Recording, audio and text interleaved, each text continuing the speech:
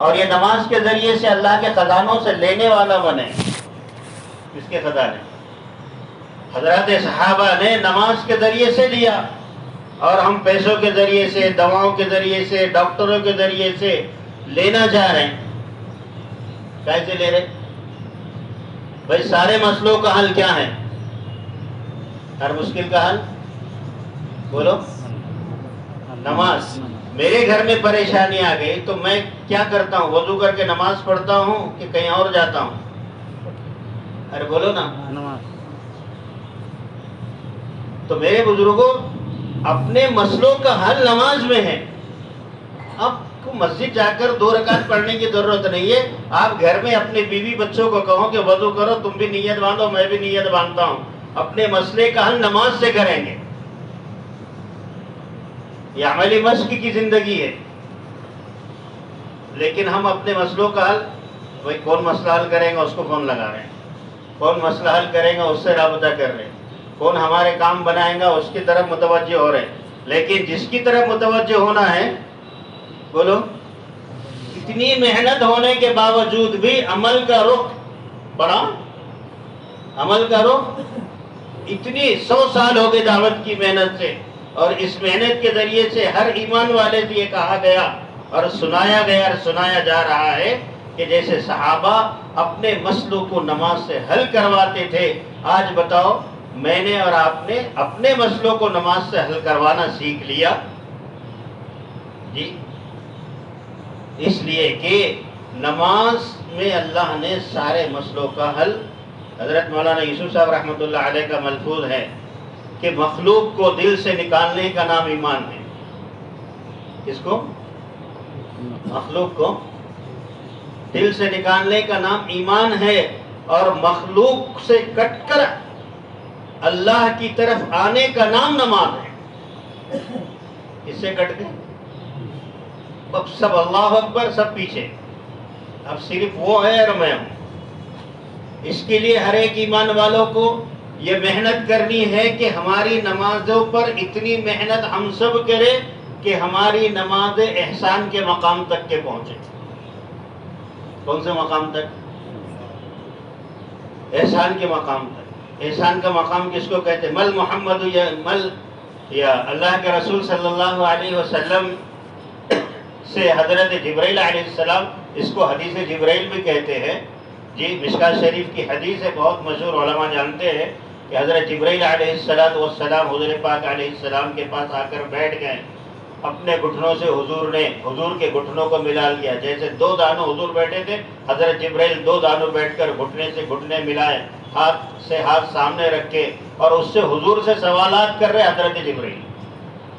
اس میں سے سوال ایک یہ کیا، مل احسان یا محمد صلی اللہ علیہ وسلم، احسان کسے کہتے ہیں حضور بتائیے. تو حضرت نبی پاک علیہ السلام نے حضرت جبرائیل کو بتایا، جی، ان تعبد اللہ کأنک تراہ فإن لم تکن تراہ فإنہ یراک. کیا بتایا؟ احسان اس کو کہتے ہیں کہ تم جب اللہ اکبر کہہ کے اللہ کے سامنے کھڑے ہو جاؤ تو اپنے چشم زد آنکھوں سے اللہ کو دیکھ رہے ہوں. کیا کر رہے ہیں؟ اپنی آنکھوں سے اللہ اکبر کہتے ہی میری نگاہ قیام کی جگہ پر ہے، تو اس نگاہ پر ہماری نگاہ جمائیں اور یہ دیکھیں کہ میں اللہ کو دیکھ رہا ہوں.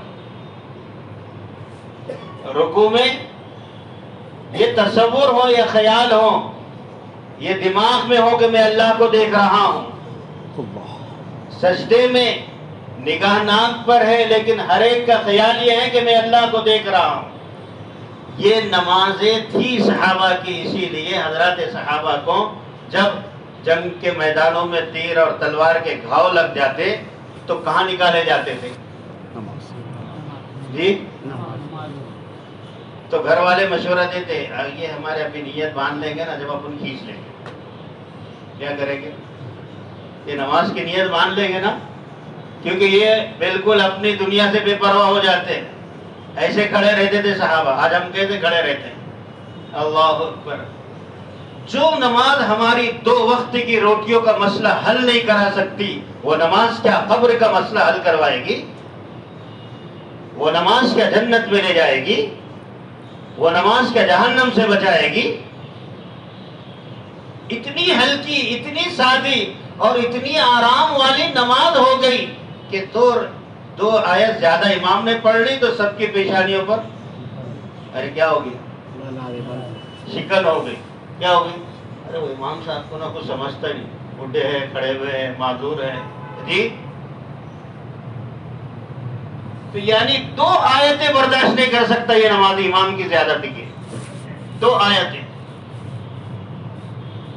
اور جبکہ حضور پاک علیہ الصلوۃ والسلام اپنی نفل نمازیں پڑھتے تھے تو 2 رکعتوں میں کم سے کم 6 پارے پڑھتے تھے. کتنے پارے پڑھتے تھے؟ ہم نے کتنے پارے پڑھے 2 رکعت میں آج تک؟ کسی نے 1 پارہ پڑھا پوری زندگی میں؟ کسی نے آدھا پارہ پڑھا 2 رکعت میں؟ تو آپ تھوڑا غور کرو کہ میری نماز ایسی ہے تو بتاؤ یہ نماز مجھے جنت میں لے جا سکتی؟ تو کب بنائیں گے نماز؟ کب پڑھوں گی ایسی؟ کب محنت کروں گے اس نماز پر؟ اللہ معاف کرے ہم سب کا حال. ہم اپنے آپ کو موبائل میں ایسے لگا کے رکھے ہیں کہ 4 گھنٹے 8 گھنٹے، لیکن نماز میں 10 منٹ کھڑے رہنے تیار نہیں ہے.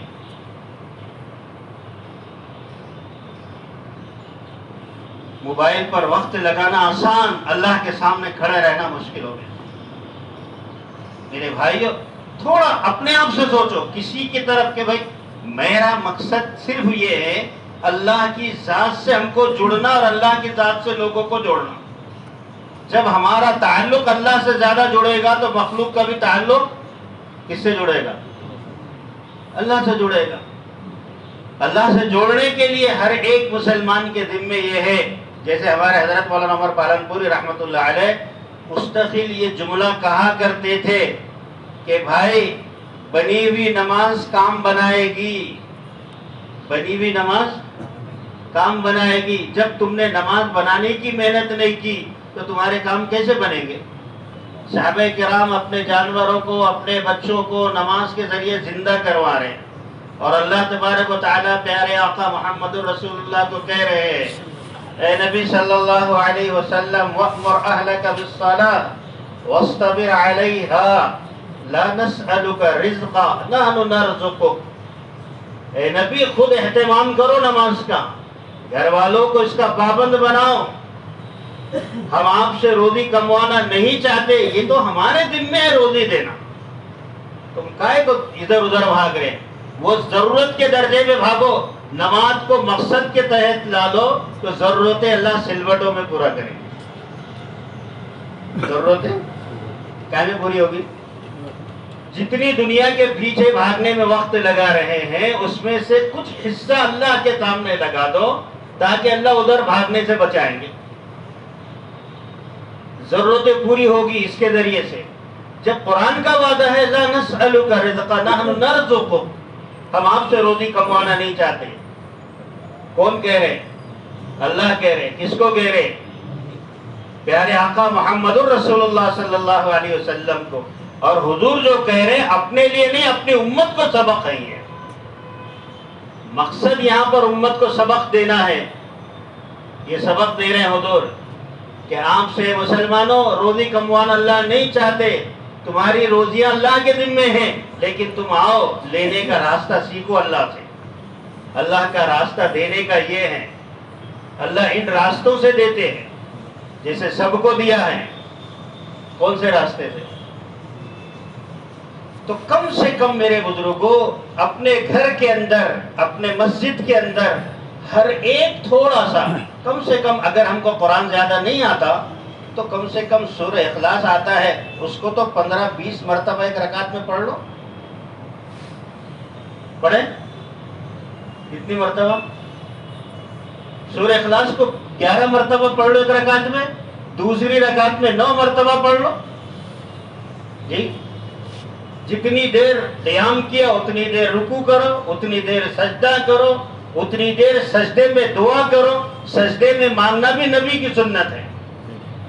دونوں سجدوں کے درمیان دعا کرنا بھی سنت ہے. رکوع سے اٹھنے کے بعد دعا کرنا بھی سنت ہے. لیکن ہم کو اتنا ہی معلوم ہے سلام پھیرنے کے بعد ہی دعا کرنا. کتنا معلوم ہے؟ کتنا معلوم ہے؟ سلام پھیرنے کے بعد ہی. جی اللہ کے ہمارے آپ نے دیکھا ہے فضائل میں، فضائل کی کتاب میں حضرت شیخ نے کوئی چیز نہیں چھوڑی، ساری چیزوں کو جمع کیا ہے.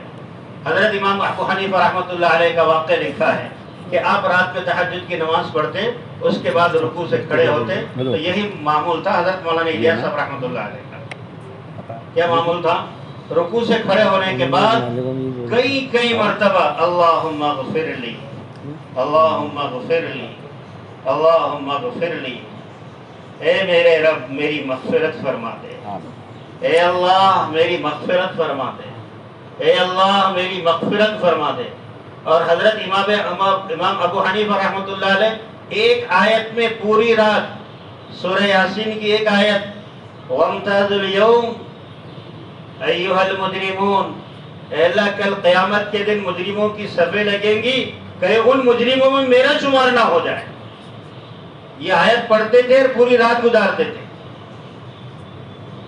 میرے بھائیوں مذاکرے اور بیانات بہت ہو گئے.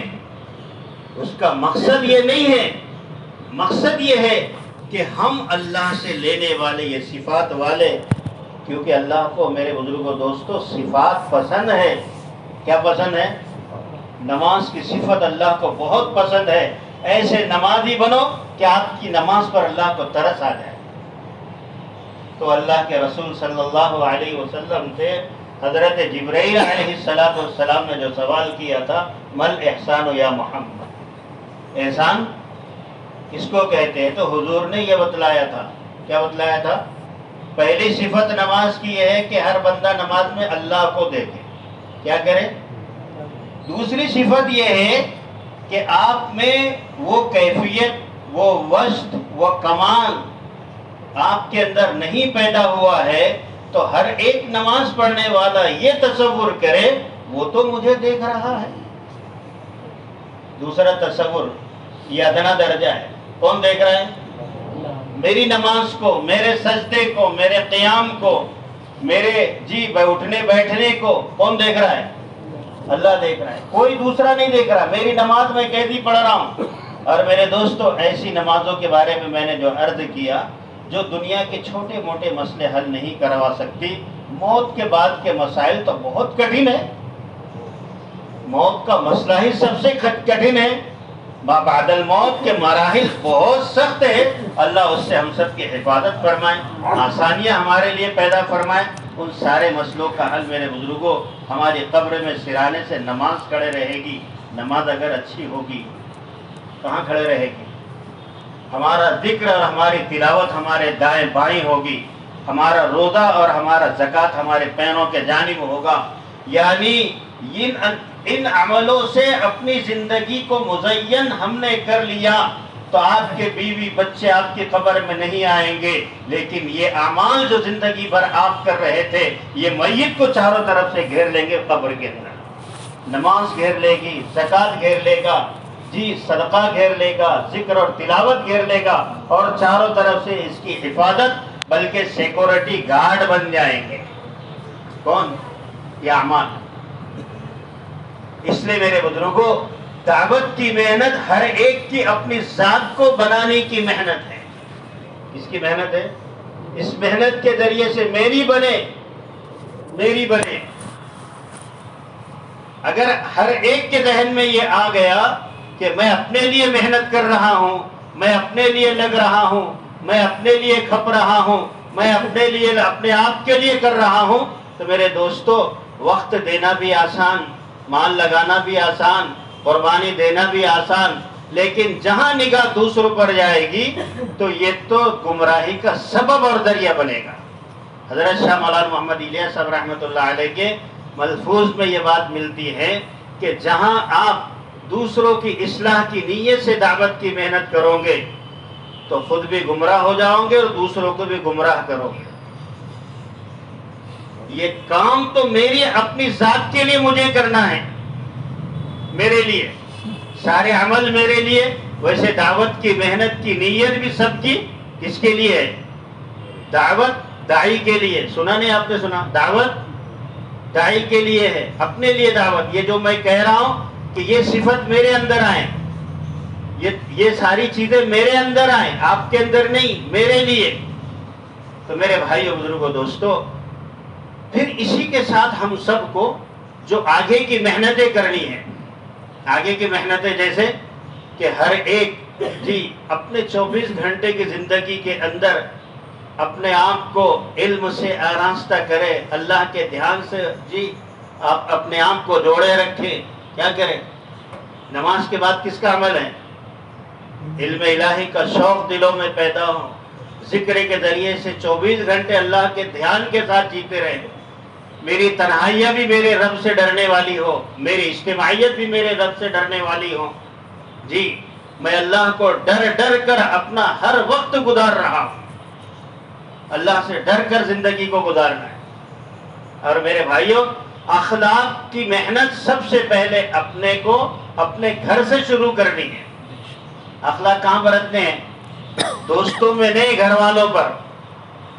اخلاق کہاں برتنے ہیں؟ کیونکہ آپ کتنے با اخلاق ہیں تو اس کا فتویٰ بیوی سے لیا جائے گا. اس سے لیا جائے گا.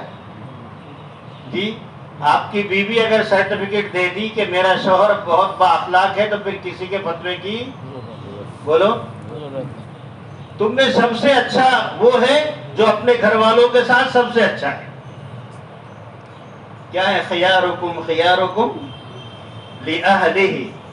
تم میں سب سے بہتر وہ ہے جو اپنے گھر والوں کے ساتھ اچھا ہے. اب میں یہاں بیان تو بہت ماشاءاللہ مزیدار کر رہا ہوں، لیکن گھر میں میری صورت کیسی ہے؟ جاتے دھڑام کر کے داخل ہو رہے، آئے باپ شیر گھر میں آ گیا.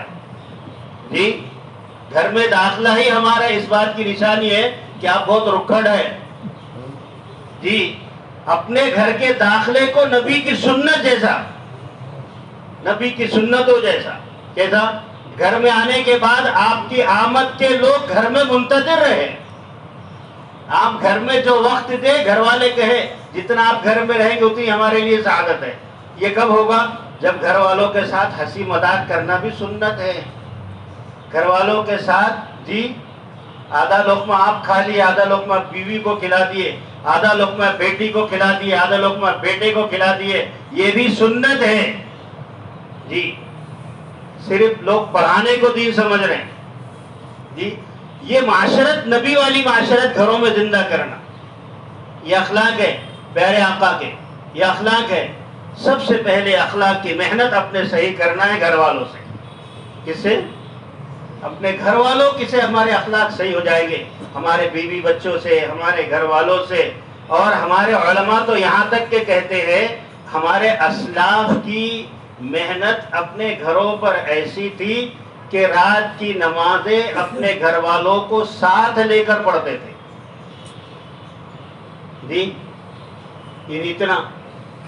اتنی محنت کی اپنے بیوی بچوں پر. ابھی گزشتہ ہفتے آئے تھے نا مولانا عاصم صاحب، شیخ الحدیث کے نواز سے، انہوں نے کئی واقعات سنا دیے گھر کے. ہمارے گھروں میں ہم کیسا رہتے، حضرت شیخ کیسا رہتے تھے، ابھی میرے والد کا کیا حال ہے، گزشتہ ہفتے ہی آپ لوگوں نے سنا. تو میرے بزرگوں دوستو، ایک گھرانہ جب ایسی زندگیاں گزار سکتا ہے تو وہ ہم سب نہیں گزار سکتے؟ ہم اپنے گھروں میں نہیں لا سکتے؟ میرے بھائیوں، یہ چیزیں اپنے گھروں میں، اخلاق کو گھروں میں زندہ کرنا ہے، دین کو گھروں میں زندہ کرنا ہے.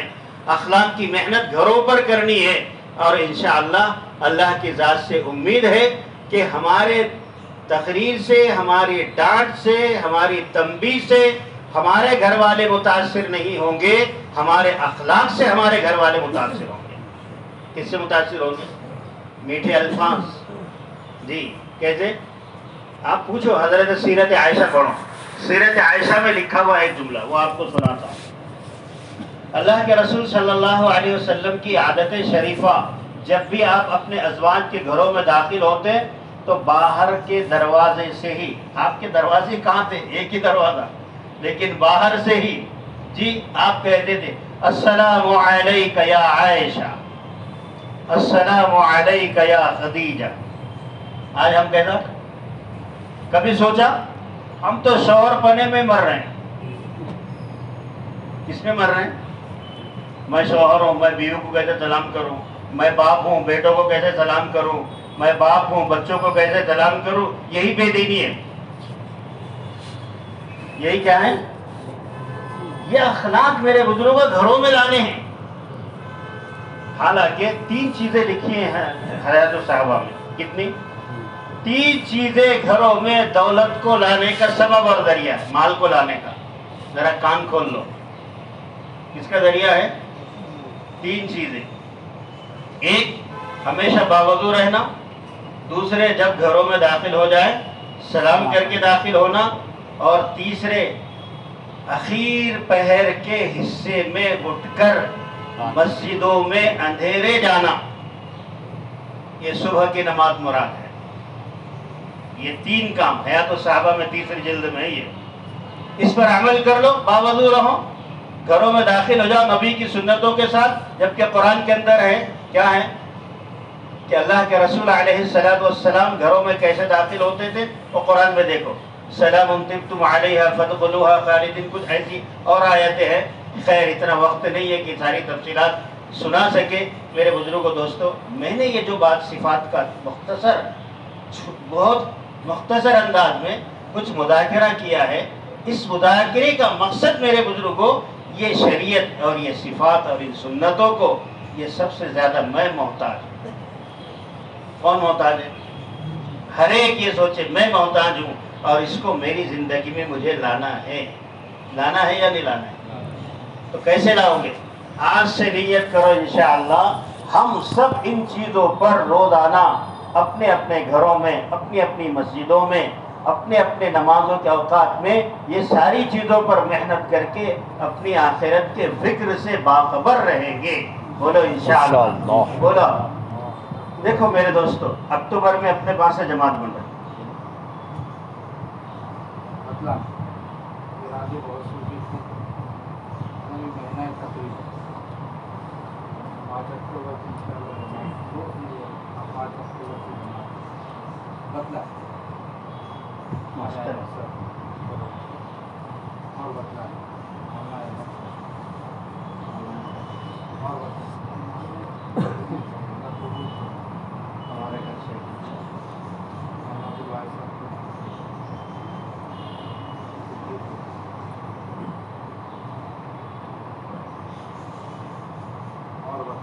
ہمارے پاس سے رہیں گے وکیل صاحب کے پاس سے سلیم بھائی قریشی. سرفراز سلیم بھائی قریشی. راجہ بھائی مفتی عبدالستار. کیا بول رہے ہیں مفتی صاحب؟ حافظ صاحب کے گھر سے ماشاء اللہ. مولانا ہمارے پاس سے اور سعید بھائی کے گھر سے. سب نے اگر کہہ دیے ایک ایک بندہ دیے یا ایک ایک نفر دے دیے تو انشاءاللہ جماعت اپنی آسانی سے بن جاتی. اور اس میں جیسے ابھی ہم لوگ صبح گجرات کی کارگزاری جو کل فیض الہی میں ہوئی اس کو سن رہے تھے. اس میں سے 1200 جماعتوں میں سے 900 جماعتیں وہ صوبے میں چلا رہے اپنے خود. کتنی؟ 300 جماعتیں پورے ملک میں بھیجے انہوں نے. 1264 یا 66 جماعتیں نکلی ہیں ان کی. یہ 1 اگست سے 22 اگست سے. کل سہروزہ کی جماعت نام ہے کچھ ہمارا انصار بھی نام ہے انصار بھی اور بتلا